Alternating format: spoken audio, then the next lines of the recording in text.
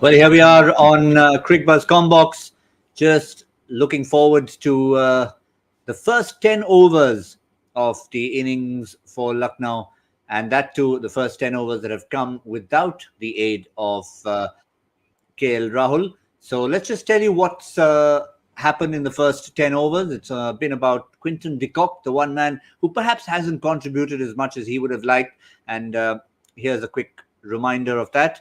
67 in 10 overs. KL Rahul, the first one who was dismissed. In fact, the only one to be dismissed, 1 for 22, Kagiso Rabada. Deepak Hooda coming out at 3. Remember, no Manish Pandey for Lucknow. And Quinton de Kock has been leading the charge with 35 of 29 deliveries. And in fact, the first ball of the 11th over has been hit for 6 as well by Deepak Hooda of Liam Livingstone. I'm joined by Pommie and Mbangwa on Cricbuzz Comm. Pommie, I think the biggest thing that will please Lucknow, never mind the evaluation of the actual score, is that it's life outside Rahul. Yeah, a nice test, I guess, and perhaps something that then kind of wakes everybody up or kind of shakes everybody into action. It's not a case of, oh, we can just sit here and wait for him to go to work and then we'll have a score on the board. They've got to fight hard here, and the rest of them, with him having got nothing, have to get a score. What's good for them is that Quinton de Kock will take the mantle. He just generally does. And whoever else comes in, I think will be thinking the same sort of thing as we are saying.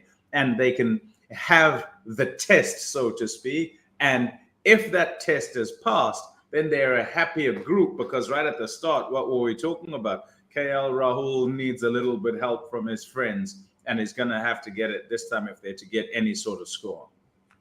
Yeah, again, we'll remind you, no Manish Pandey in the 11. They've actually taken out a batter and put in Avesh Khan, the returning Avesh Khan after his injury. Mohsin Khan is still there.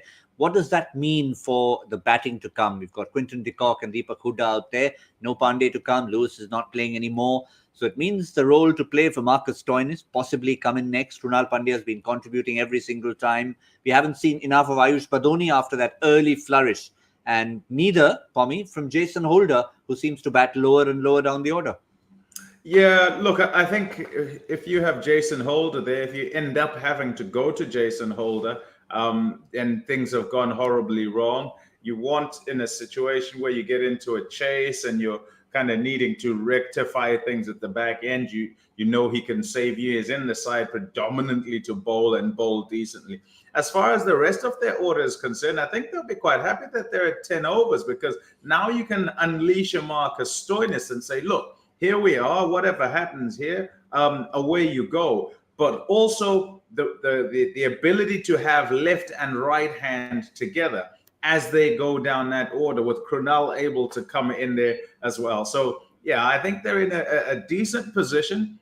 They would like to have more runs at this stage, but this pitch at Pune hasn't been that simple in terms of one where teams can just play shots and so forth. It's bounced quite nicely, and so has made it quite difficult.